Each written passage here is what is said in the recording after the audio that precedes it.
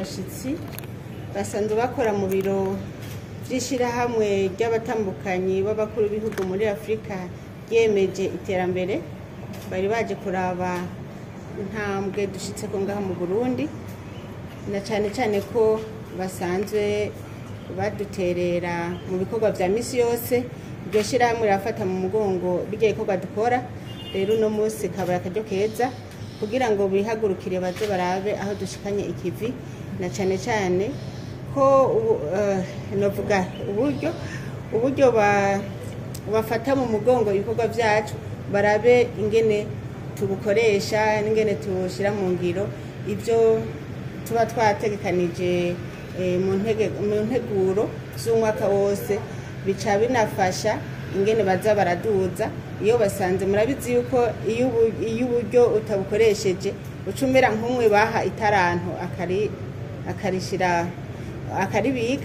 Rero natwe itaranto ryacu turarikoresha. Rero urugendo rwabo ni kugira dukomeze ubumwe, kugira baronke n'icegeranyo c'iraporo bashira usanzwe aturongoye ku rwego rwa Afrika yose.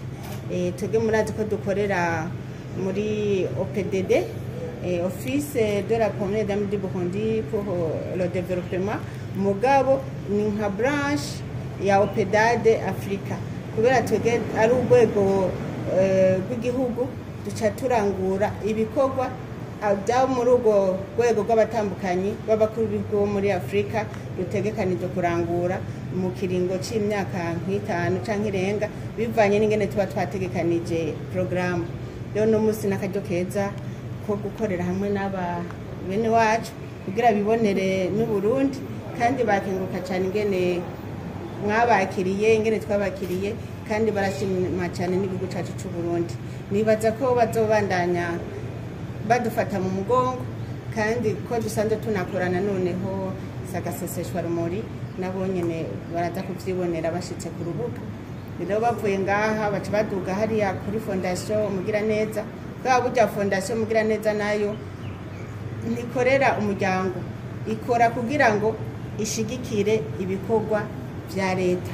Naco gituma mu bijanye n'amagara y'abantu fondation Bonne Action Mugiraneza iba yahagurutse. Mu bikorwa vy'iterambere irahaguruka, mu bikorwa vyo gufasha abantu nikora, murabizi twatwo twashigikira leta dushigikiye ministère ibijejwe ya solidarité. Nico gituma nabo bose kandi turabashimira gose.